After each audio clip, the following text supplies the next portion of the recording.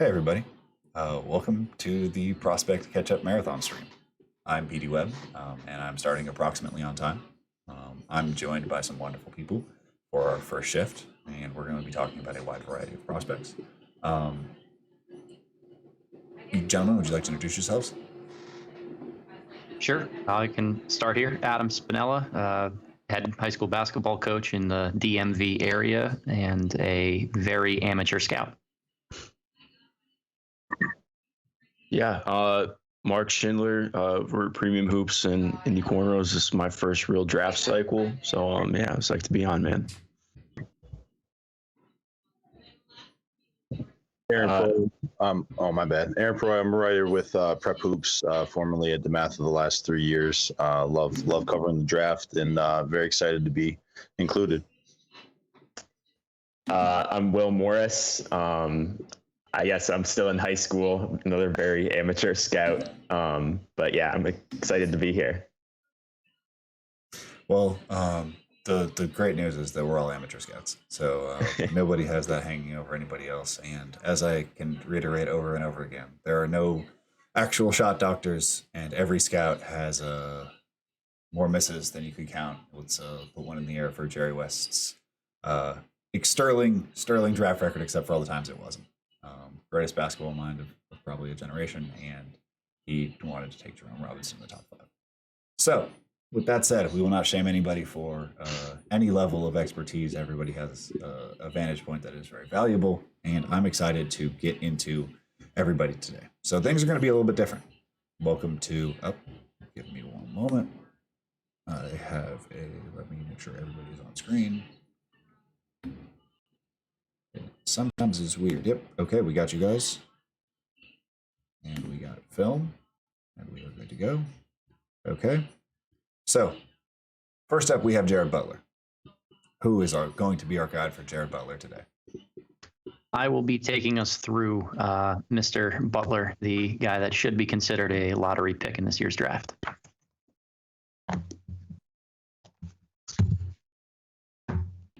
All right, so if you had to say the 5 most important areas when evaluating Jared Butler, like what 5 things do you think people should look for? First and foremost to me is catch and shoot ability. So the fact that Butler shot this past year 51% from 3 on catch and shoot looks provides the ability for him to come in and play next to wing creators, front court creators, which by my measure, about a third of the NBA now has their best player, their alpha, who they run offense through in crunch time, being about 6'7" or larger. So having the ability to play in the backcourt and be an elite catch and shoot threat opens up your opportunity for minutes next to any type of team. Number 2, if you're ready for me to jump into that. All right, number 2 for me would be the advanced handle. I think he's probably got the best ball on a string tightness of his ball handle in traffic in this year's draft class. Allows him to keep his eyes up, scan the floor, and really unlocks playmaking potential in the open floor when things break down, etc. Third for me, the continued development and upside of his offensive game. You know, he came back to school after his sophomore year flirting with the NBA draft and wanted to be more than just a kind of shooting combo guard prospect and prove he could create for himself with the ball in his hands. And that propelled him to All-American status at Baylor, where he was really proficient in step-back threes, in drilling shots when teams gave him an ounce of room out of the pick and roll, and just transformed himself into the collegiate version of an alpha. And I think that the trajectory that he's on as a young 3-year college player shows that there's still more ceiling that he can scrape off offensively. Fourth is kind of versatility. I think defensively he can guard both the 1 and the 2, and that's important to me, whether it's a switchable scheme in the NBA, as I think the league has evolved a little bit more towards valuing 3-4 hybrids.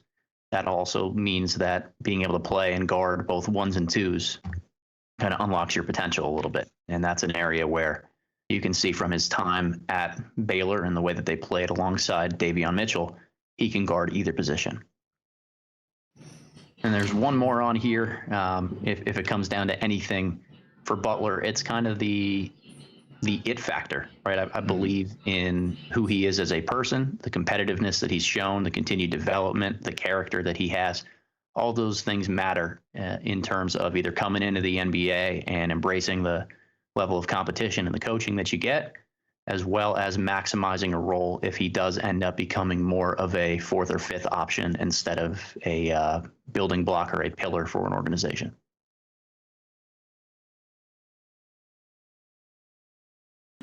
Let me hit play and let you take it away. I see some F's in the chat for Rocco. Absolutely. Hurt me very deeply.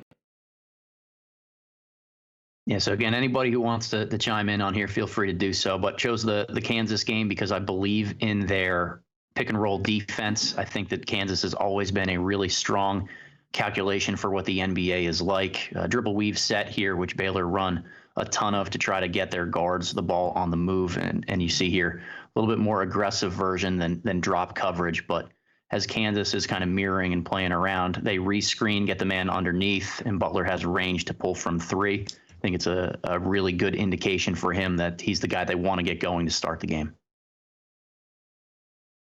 Now, a couple possessions later, still in the first opening minutes, you see Kansas is trying to force him more towards the sideline, and he does a decent job of not forcing over the initial trap, which I like about him. He's not a ball-dominant guy, and then that slide over to the corner and the ability to attack a closeout, really impressive for me in terms of his off-ball prowess. So when I'm evaluating guards, like I said, who can play alongside, more of a front court or a wing creator, it's the ability not to force and just be a chuck, and also how do they move without the basketball. So again, a little bit more aggressive. Go ahead, PD. My question was, when you're looking at this shake on the weak side, like what is he reading to move so efficiently? Like what is the indicator that you would teach when shaking to the corner? In terms of this cut right here? Yeah. Yeah, so for me, it's, do you see the back of your man's head? If he turns his back to you, you essentially have to relocate. The idea on the perimeter as a spot-up threat is always be where the ball can find you. And if you want to rewind that clip quickly so we can watch the end of the last one, we'll show you what we're talking about here. So as this drive comes and Butler relocates, clears out to the weak side, you'll see his man almost turn and get both eyes right here to the basketball. That triggers Butler to relocate. And as soon as that pass goes, his man is going to be lost, which then triggers this long closeout where he's overly aggressive, tries to contest the shot, which speaks to Butler's elite catch and shoot threat, really quick decision to get to the rim, and ability to kind of hang and finish through verticality and contact, all NBA traits. Next one here, just the ability to get his feet set quickly, coming off of action and movement. I think it speaks to who he is as a shooter, that they run a lot of action like this for him out of baseline inbounds plays. And his eyes are up. He's toying with 44 there, trying to recover back to his man. Decent screen that helps spring him open, but I love that he gets his feet set. Yeah, it's also, this is a sneaky hard shot because you can see that he loses rhythm for that step and he has to reset. And not every guy, a lot of guys are rhythm shooters, and the ability to reestablish rhythm and shoot out of that is really impressive. And he has 8 of Baylor's first 14 points here, coming up against a Kansas team who, as we saw, was really aggressive in how they guarded him out of the pick and roll initially. Threw in a couple clips of a defense here for him, and I think this was a solid rotation in terms of emergency recognition and how it flows into transition afterwards. So, guarding the weak side corner, he's the low man who chips away here. Decent closeout. I love the high hands. I love the no middle, which is what Baylor really teaches. So it's important to know that's within their scheme. But the ability to see that seal as it's coming on, if you want to rewind it maybe 5 seconds there, PD, you'll see as this pass goes, Kansas, and I believe that's McCormick, has his man sealed in that hand inside. That's going to trigger Butler to know that he needs to be the backside help on that kind of lob or seal play. So really like his defensive instincts. Absolutely. And then showing down in transition here, he ends up trailing the play a little bit, finds his spot in the weak side corner. And again, I think now he's up to 11 of the first 21 points here for Baylor. But recognition that he's open, gets himself square to the basket, catches in rhythm, and just beautiful. What I love about the camera angle here when you're looking at the basket is you get to see it as if you're standing directly behind him, which is how I love to watch and coach shooting and evaluate that. Just beautiful, beautiful pure form. Yeah, I can't, like, being able to see things from different angles is so valuable, especially when you have like less intel or less possibility. Just like this stuff really does matter to be able to get an alternate angle. Let me rewind that for you so you get a chance to talk about this one as well. Yeah, this clip again, starting in an off-ball roll, going into a handoff towards the ball screen here, almost a Chicago-like action. He just toys with his man. I think that's Christian Brown who's trying to guard him there. Yeah, Yeah, T-Mac behind the screen. He's so good at being shifty, and that's where the dribble comes into play. What he added this year as a junior at Baylor was the ability to transition from tight ball handle to quick rise off the dribble from three. And you see they're trying to find ways to keep him around the screen. He almost jumps over the top of it. A good flip by his partner to screen and get him a little bit more of an extra step. But one thing that Butler loves doing is going back to his right.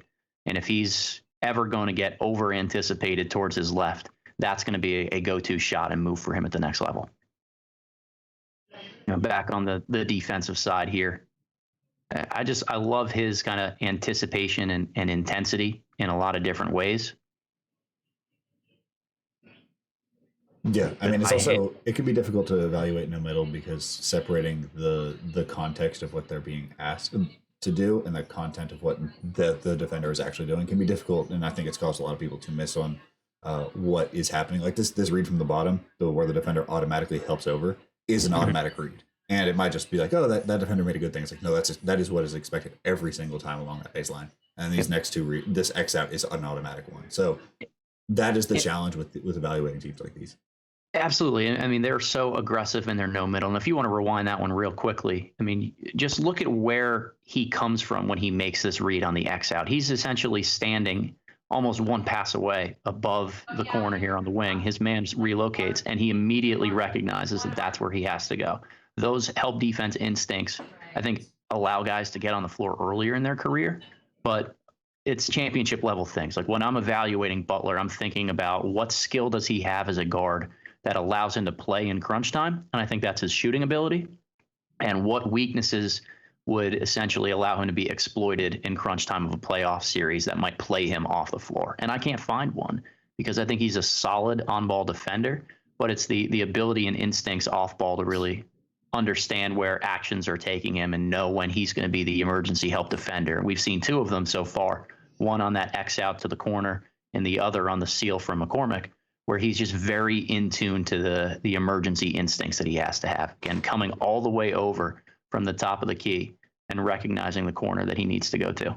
Yeah, and that's what separates guys who can execute scheme and guys who have an understanding of NBA defense, because like there is a translation difference between like what no middle teams do and what most NBA teams do, and not everybody escapes out of that college mindset.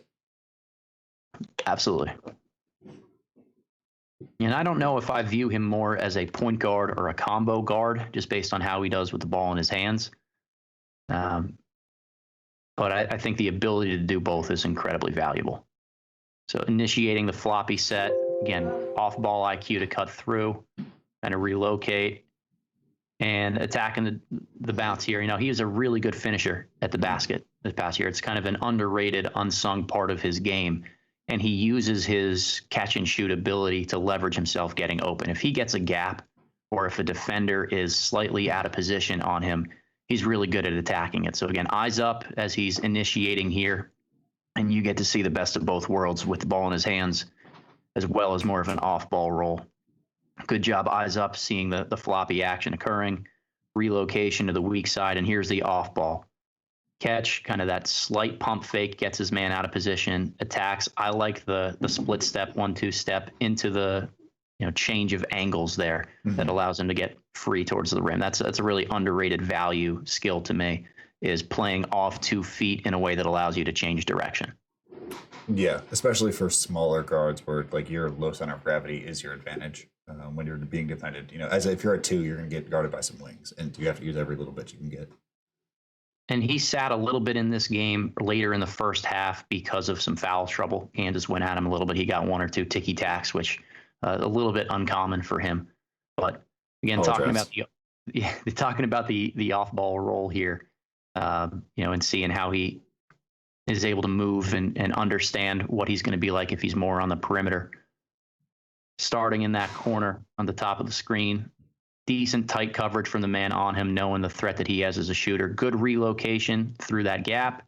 And again here, sees his man start to over-anticipate, changes his direction, moving without the basketball, forces the switch, and that's an example of the tight ball handle that he has, that left to right cross that really freezes his man into a quick move. He's not going to be the most explosive finisher at the rim by any means, and I think he's going to struggle when he gets contact, but the shake that he has with the ball in his hands and the quickness of his translation from dribble move to finish is going to allow him to get enough naked attempts at the rim to be all right. What do you make of the really low isolation possessions and like relative percentile? Is it just small sample size? Is it, scheme planning to get him out of those situations where he's attacking, a set defense as little as possible because his shake is more valuable against, on the second side or going against a more tilted action? Yeah, I think it's a little bit less about what it speaks more to what the team needs as opposed to who he is individually. And we saw that consistent sacrifice between him and Mitchell both this year with their offensive roles. I think that this is an example of what the isolation upside for a guy like him can be, where he goes at, again, a larger defender, gets him on his heels, really good rhythm. And I'm glad you slowed this clip down to show it because his rhythm and anticipation is incredibly pro ready. Yeah, when we've seen a lot more of the scoring, which to me, I evaluate him as a natural combo who gives good passing for a combo rather than a point guard, which is just that's a much if you're good at a thing, especially as a smaller player, just give them as many possessions as the thing they're good at as possible. Yep. Well, you mentioned earlier about scheme and evaluation of players within what they're asked to do in college. Baylor is pretty loose with some of their off-ball teaching tactics, and you see that here in this possession. Even if you rewind it for the last 5 seconds or so, you see Butler essentially do a spin defensively, where he rotates around here, he follows the ball, again, chest open towards it. Now all of a sudden it gets passed. He's spinning around a little bit here instead of just staying butt to baseline, which is pretty consistent for what you see at the NBA. I think that's the one area that he's going to have to clean up if there is anything on the defensive side. It's just inconsistent positioning because Baylor has been so, again, aggressive, no middle, and anticipatory with their switches as a result. Yeah, here we get a split on middle pick and roll. They try to hedge. It's a really bad angle. He's able to split it. Brown helps down, and it's a really early read. To me, this is the kind of reads I'd like to see him make. I think that the passing doesn't translate as well, just because passing is harder in the NBA. But this is the sort of thing you want for a lot of combos. This is a pass late or for a potential passing crash, and I like how early he gets the ball out when he is downhill. Yeah, and again, that speaks to the ball handling ability, where he's able to quickly make that flip. One thing that I do like about him as a passer is the fact that he has his eyes up and is able to constantly scan the help defense. I think that pairs well with a pick and roll big man who puts pressure on the rim and can be a lob target. Mm-hmm. And we see a little bit of that here. A movement-based set, try to get him the ball on the move here, which, Baylor run a ton of this dribble weave stuff closer to half court. Doesn't necessarily have a ton of threats on the rim, but it gets movement. Now his man's going above the screen. The help defense with that high single side tag is really elevated. He just reads the low man real quickly and throws it to the corner of the backboard in perfect spot. Yep. We see this inbound play again. I love that initial backdoor fake right there. Understanding how he's being played, evaluating the game as it goes, and just being a basketball player. Those subtle backdoor cuts he made out of the inbound spot there are really important to me. And as it goes into, the clip here, hitting the pull-up off of the pick and roll, we talked about his tendency to want to go right off of those.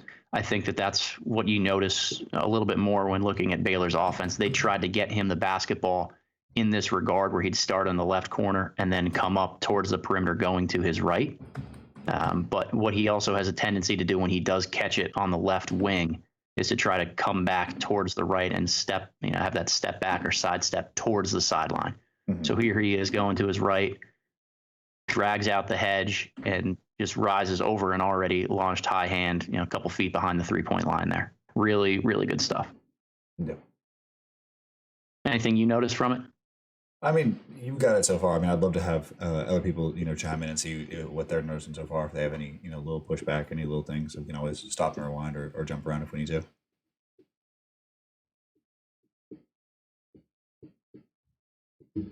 Okay, we'll move on.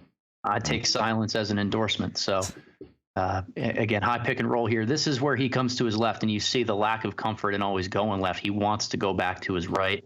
I like the throwback pass.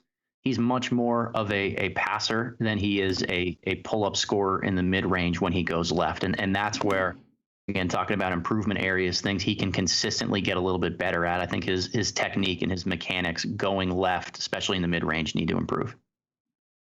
Yeah. Defensively here, this is the switching, the no middle scheme stuff. I think he gets caught maybe a half step late in miscommunication between him and his teammate. Decent length. I like that he's chest out on this. Debatable foul call, I'd say. But it's that half step initially on the handoff where, especially in late game situations, you've got to know, is it switch? Is it stay? When you're going against another top 10 team in the country late in a game, those things can't really happen. And again, we mentioned that I like the ability of him to read and make, weak side rotations defensively, but there are some fringes of inconsistency in there that might say, hey, he needs another year or two before he's ready to come into the NBA and play a more prominent role.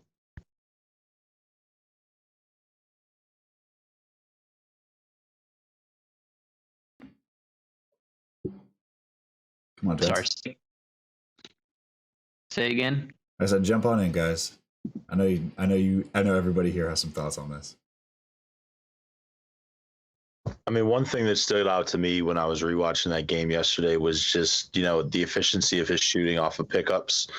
And, the dribble side stuff we kind of talked about, but that pickup pull up three, off the dribble, and, a couple that we just showcased were a couple feet behind the line.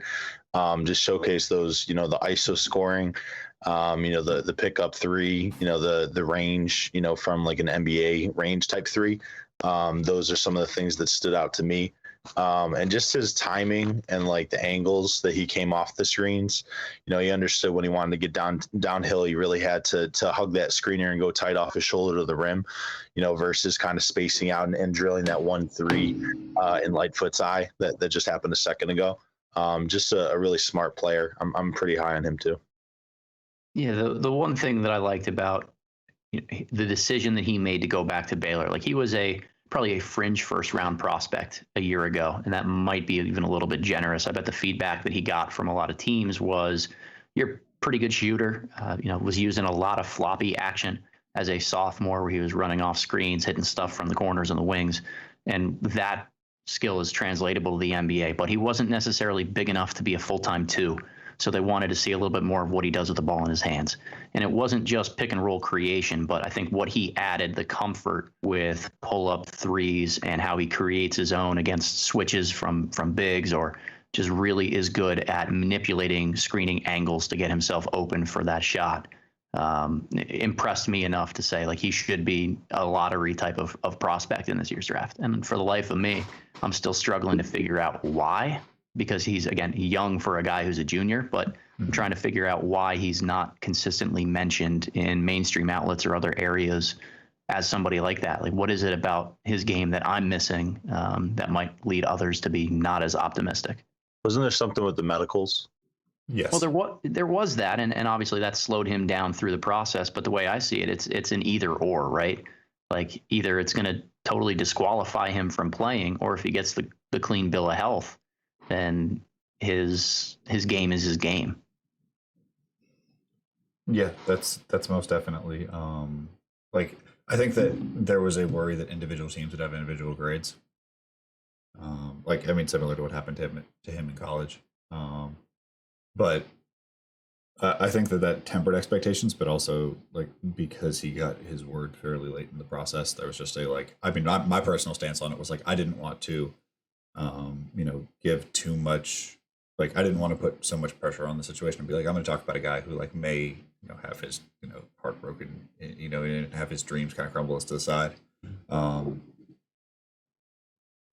at the same time, like I just didn't like. I figured it would be better sort of not on the main screen of being like, hey, I want to talk about how Jared Butler's medicals are going to work out, because that just seems cruel and unusual in a way. But I know that different people feel differently about that. Yeah, I mean, any of you guys that are on here, do you have certain things that you see in his game that you would consider more, weaknesses or areas that would preclude him from being mentioned in that kind of elite role player or lottery pick type of discussion? Yeah, I mean, I'm personally someone who, like you, views him as, like a lottery type guard prospect. I think like one thing that maybe detractors could say is just like, I don't know, he's not someone who's necessarily like getting downhill all the time and putting pressure on the rim.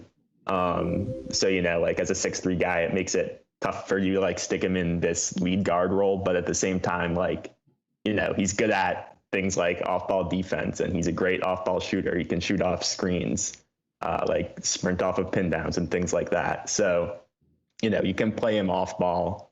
But yeah, I think like the devil's advocate argument is sort of just like, he's kind of a small guard that doesn't really project as a lead ball handler type. All right. Do we have any last thoughts on Butler? I do have to quickly upload the second setting into Streamable, so everybody's going to get a peek into the 700 pages of Streamable. Anybody want to have a quick closing thought while I do that and distract the viewers from my very messy setup? I can take that for you. Okay. Butler, in terms of role maximization at the next level and thinking about where he's best, I don't think it's putting all your eggs in one basket. I think it's the fact that he can do multiple things, and that's where he becomes valuable, which is what it was at Baylor. Playing alongside somebody like Davion Mitchell, they both split their reps. They were both used in an on-ball and an off-ball format, and I think pairing him with another guard in the backcourt that can do both really brings out the best in his game. The gravity that he'll have coming off screens, and for a right-handed shooter, he's really good at going hard towards his right, which I think is the most difficult shot because your shooting arm and shoulder is on the inside for defenders to really more easily, get a piece of or try to make you think twice about whether you have room to rise up. He's really, really good going in that direction. I believe in the ball handling. I believe in just his overall vision, because there's usually every other game some garbage assist that he gets when a play breaks down and no one else sees his teammate at the rim and he makes the read perfectly on time. Like, all these little traits are going to allow him to just be a good basketball player. It's less about, is he a 1, is he a 2, as much as it is put him in the right system and next to other versatile backcourt players or a talented wing frontcourt creator. And you can get so much out of him because he can create his own shot with the second unit. He can drill shots and off screens or just spotting up on the perimeter, and is competitive defensively. Those are the traits that you look for in a versatile backcourt guard. Absolutely. Well, thank you for bringing that one forward. I mean, you had I would say the hardest spot of the day, going first, and setting the tone. And I just want to say, I really appreciate that. I was really worried when we started this that it would be me starting at 10 a.m. with whatever I had, and you did a much better job than I could have possibly. Well, I appreciate that. As Michael Scott said, the early worm gets the worm. So I was glad to oblige. Well, thank you very much. Next up, I believe we have Deuce McBride. And Yep, that is correct. Mark Schindler, NBA. So let me slowly navigate to the title screen. Tell me the five areas of evaluation that you're looking at with Deuce. Yeah. So number one for me is just defensive ground coverage. I think that's one of the things that stands out to me the most and really gets highlighted in this game against Baylor. I also think looking at refinement for him as well, especially on the defensive end, is something that I would put, because I think a lot of people, and this is not to like shame people, but I think some people like they just see the argument of what he is as a defender and like, okay, well, he's a finished product. And I think some of the clips we pulled today, like I think there's still a lot of work for him to do to become a better defender, which I find encouraging for what he could be at the next level. I also included just his catch and shoot ability, because I think that's one of his easily translatable skills. Like when he's squared up, when he's off the ball and he's in rhythm, and I feel like his shot preparation is pretty good when he's off the ball. Like that's where I feel most comfortable. Like he shot over 40% from three on catch and shoots this year. Just good overall for his career. One of the negatives is going to be court vision, and just I kind of brought it in as zonal vision, is what I called it in the notes, I think, to you, and how he sees the court, because he sees the court differently on both ends, which I find really peculiar. And I think part of that is like, not to just, Dan Dockich and make it all about football in the broadcast, but he played football, if you were unaware, and you can kind of see that a lot in how he plays the game. But then the last thing that I think really stands out too is talking about his NBA role, and just kind of spinning off what Adam Spinella put. That was fantastic on mine. Wow. Just looking at it, I think a lot of people get hung up on like, well, he's not a lead guard? Is he more of a combo guard? What is he? And I just think he has skills that translate to the NBA automatically on both ends, with room for improvement, and trying to picture, how he fits in an NBA system instead of the role he had at West Virginia. Because I think there's just a lot there as a basketball player to like that I do think is going to impact the NBA at a high level. So what do you think of his positionality? Because, like, I mean, being a player who can cause chaos is very valuable. It's just not necessarily something you think of when you're thinking of lineup creation. Like when you're thinking about throwing out a 5-man lineup with him, like ideally you want him on, some sort of primary, but like, what does the rest of that group look like? Like what is this archetype in modern basketball? I know that you are much more of an NBA guy than me. I just don't have the time, and the question that I have for players that are really awesome in college, but sort of exist in a space where they're like feasting on kind of guys who aren't NBA guys. Like if you do not have an NBA handle, Deuce McBride murders you.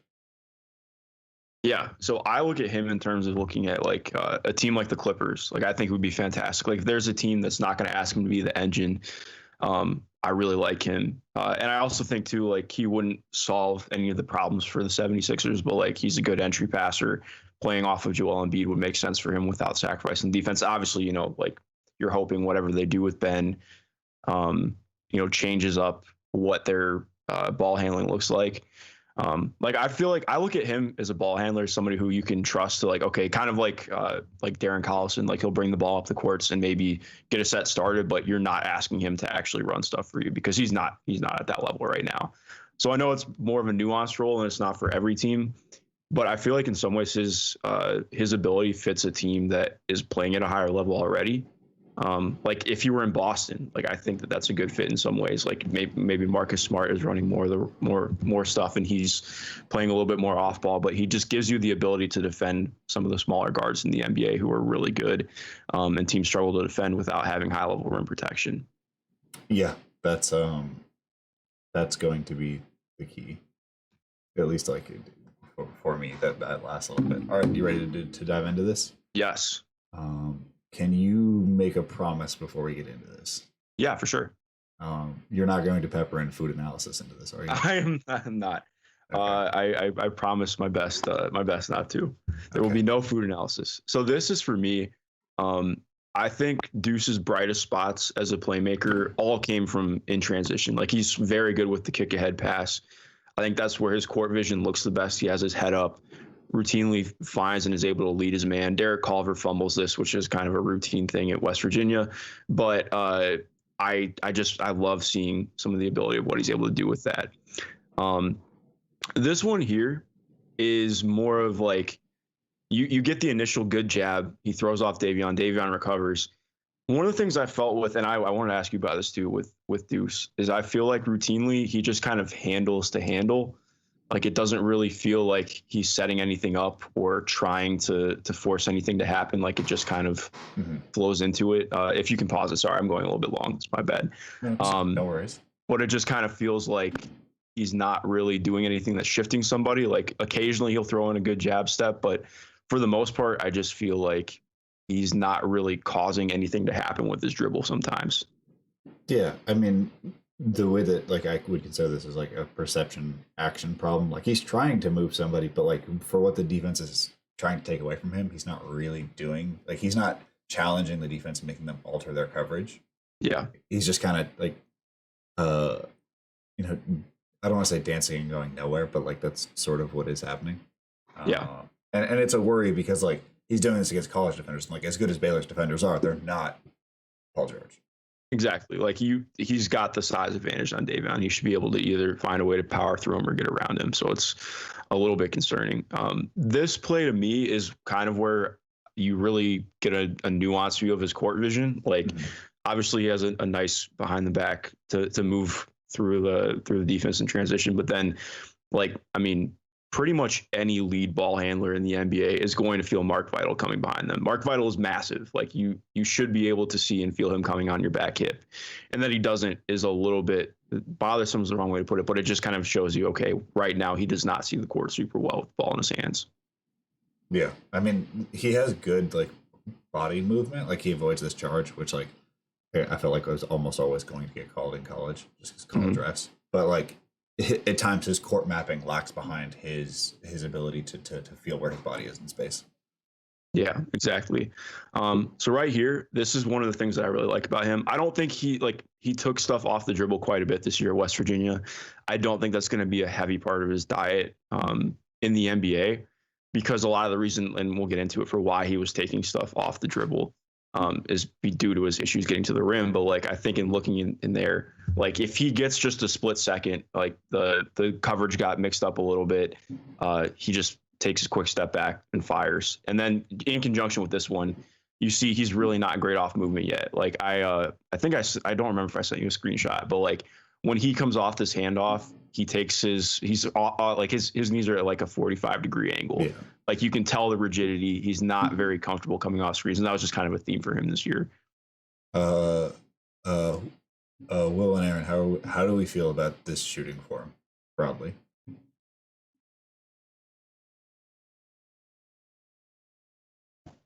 I mean, yeah, I think like what I'm personally like not very good at analyzing shooting forms, but I think like what Mark said in terms of coming off movement, like you can definitely see like it's kind of rigid.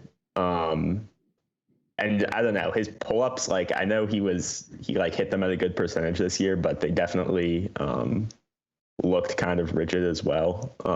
Like, I don't really know how to describe it, and maybe it's just an aesthetic thing, but like when you watch someone like Trey Mann or something, you know, it's just like so quick and fluid. But with Deuce, it's more like, yeah, I don't know, it just seems more rigid. But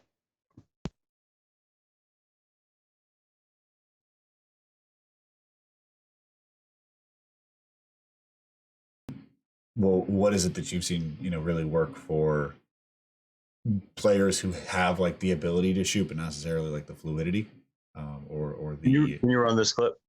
Yeah, it's the same one. I was just, I just want it back. Gotcha. I just wanted to see it again. Yeah. I think, well, one thing is kind of his footwork. If you rewind it a little bit, like he's kind of, his feet are just facing the sideline 100% until he does that little hop, and that caused him to lose like a half second. Didn't matter in this situation because Mark Vital wasn't able to get around the screen. But I don't really know. I don't really have a ton of analysis, if we're being honest. It swings back a little far over his head. Yeah. And that could cause some issues at the next level because he is only, 6'1". And the dip was kind of far away from his body too, which kind of takes away, from the momentum, going upward, and can kind of slow that up. I mean, I think a lot of that was just because it was coming off of movement, but the dip should be closer to your chest. And but less pronounced. The higher you can keep the ball, the better it is, because you can get to your shot a lot quicker.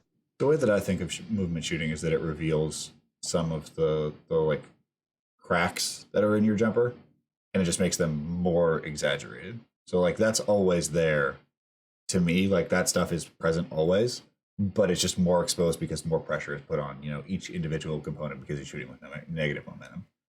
That's generally how I like evaluate shooting. Occasionally, you have guys who just like have different forms of movement because they have terrible energy transfer. But to me, it's just like these are the issues that kind of need to be smooth generally. Anyway, Mark, I'll hand it back to you. I just wanted to engage the group. I mean, it's movement shooting, and then that stuff also pops up when you're shooting from distance, a little bit further back than you're used to. Absolutely. Yeah. So this clip I think it's one of the favorite things I've clipped all year in terms of micro skills. The ground coverage that like he does not navigate the screen incredibly well, but like part of it is because like just as a quick aside, people always like get on Deuce. They're like, well, why do you deny all the time? That's what West Virginia asked them to do. Like I've heard that a million times, and when they're on the wings, they're asked to deny whatever guard is on the wings. They're being asked to deny the ball. So that's what happens. It puts them in bad situations. Bob Huggins didn't ask me. It's what they do. But that if you can rewind a little bit, sorry. Yeah. The ground coverage that he makes off that screen is just insanely impressive to me. Like, again, it's not awesome in terms of actually navigating, but like to cover that much ground that quickly, like that should be an open three for Jared Butler. Like we know how good of a shooter he is, how quick he can get off. Like to cover that ground that quickly is something that I find like that pops for me a lot. Yeah. He's a strong one. Yeah. This is something I had a question for you about because he actually did a lot of stuff. Well, not a lot. He had a small sample size of being effective in the post this year. Like if he had an opportunity, he would post up somebody smaller and just go to the rim. But like you can see here, like Jalen Bridges has a really nice face cut to get to the rim. And if Deuce even sees it, like that's a dunk for Jalen Bridges, or it's an easy layup. Mm-hmm. Obviously he scores still, but like that's the kind of thing where it's like I think some people have gotten excited about what that could mean for him in the NBA. But I look at this and I'm like, I don't really think that's something I want him doing if he's not even going to see somebody cutting like that. Yeah, for me, the ability to invert offense starts and ends with passing ability. Mm-hmm. So like you can be as efficient as you want as a scorer. That just means teams will send doubles, and like young Joel Embiid will show you how it is when you're a really efficient scorer but are susceptible to doubles. Like there's just an easier limit, and that threshold for how effective it is goes way, way up the smaller you are. So to me, there's something here, but it's going to need a serious refinement because one, he won't be at the strength differential won't be as big, and the need for passing will also be higher. Yeah, definitely. So here, this is where I'm talking about the defensive refinement. Like ultimately, good result, but the process isn't great. Like one of the things that sticks out to me about him is he's got maybe the best hips in the class in terms of just pure ability to flick them, but he just does it too much. Like he routinely is never square with his with the offensive player, and that's not everything. But I do think like you can see he like flicks his hips like 3 times in that possession before Davion even gets downhill, and he's able to recover because he's got a 6'8.5" wingspan and gets a really good contest. But like that's the kind of thing I look at. Okay, he could maybe be an even better defender, relative to the NBA at the next level if he's able to clean that up, which I think will be something easily cleaned up. Yeah. I think it's doable. It's just going to require, again, a specific understanding. Yeah. For this one here, too, obviously, it's just pretty simple. He's off the ball, squares up, gets his feet set, and that's where he's most comfortable shooting. So I like that a lot. This one is interesting to me, this possession. This is another one I had a question for you about. Comes downhill in transition. I actually like his deceleration quite a bit. Like he gets to a good spot. He has good timing to be in front of Matthew Meyer and not get really well contested. But it's just really jerky. Like it looks weird if you can back up. Sorry. No problem. Like it's really herky jerky. Like I think part of it is he pulls up, and I think he was originally thinking he was going to take a jump shot, but then he goes into a floater, and it's kind of gross. But okay, this is a philosophical discussion. Okay, so I'll stop it here. There is a spirited debate in the coaching and skills community about whether floaters should be die or you should carry forward. I am firmly a believer that footwork should die. So you wherever you start your floater from, you need to land in about the same spot. That is a firm belief from me. It makes the big declare more. You will find people who say that it looks unnatural and it feels like it is a much harder skill to fight the centrifugal force of running downhill. But like, to me, this is what I would much prefer rather than him drifting forward, because big, like especially as a smaller guard, bigs will go get that. But again, every coach you talk to will have a different answer for that and a different reason why. Yeah, definitely. And I think you also see the vision here too. Like Jalen Bridges is wide open in the corner, and doesn't see it. And ultimately too, I think it just in terms of micro skills, like I think for a guy who A, doesn't have great vision, and B, if he does get run off the line, like his floater wasn't awesome this year. I think that's something that you want to see him develop, but also like I want to see him actually be able to attack the rim. And that's one of the things here that I think the smallest thing that I've noticed in his game that really I don't understand is here on Jared Butler. So to give Butler credit, like he recovers really well after this, but like you can notice right here, like he has an advantage, but it takes him a half second to recognize that he even has it, which is part of the reason why I think he struggles getting to the rim. Like throughout this game, throughout games I watched, like he will get an advantage, but it takes him too long to recognize it, and then he loses part of the advantage. I don't know, like, maybe that's a repetition thing that he could improve on, but it's something that definitely sticks out into why he doesn't get to the rim as much. This to me is just kind of like the quintessential, like, this is what I want him to do in the next level. Like, this was a fantastic possession. Obviously he ends up reattaching the back hip eventually, but like he's pressing majority of the possession. You can see the hip mobility. He's one of the things I want to see him do too. He guards mostly with his feet. He uses his hands a lot more in this possession, which is something I want to see him do a lot at the next level. Like I always try and point out, like you want guys to defend with both. You don't want guys to just use one. Like I think looking at like somebody like Trey Murphy right now strictly uses his feet. I want to see him use his arms more or use his chest. Like I think that's something Deuce could do a lot more. So that possession I like a lot from him. This one shows me again more of where his issues are as a rim finisher. Like he's not a quote unquote bad rim finisher, but again, he doesn't get there a ton.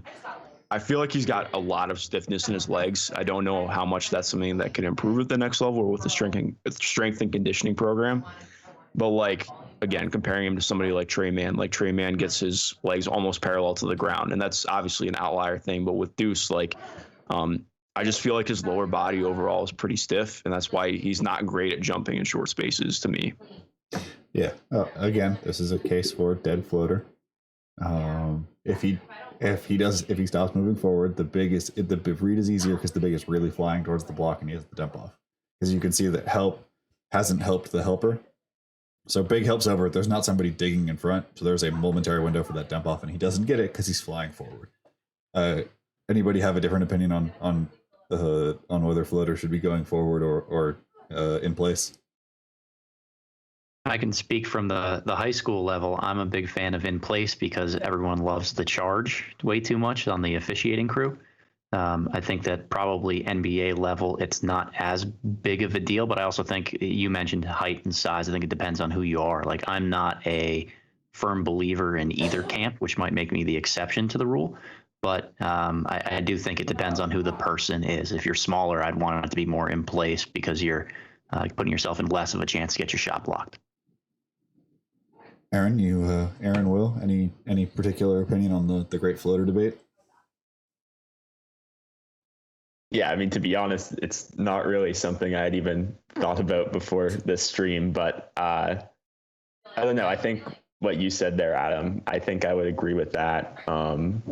Just like be it like as a smaller guard, if you are leaning forward, it would probably be easier for the big to go up and contest that floater.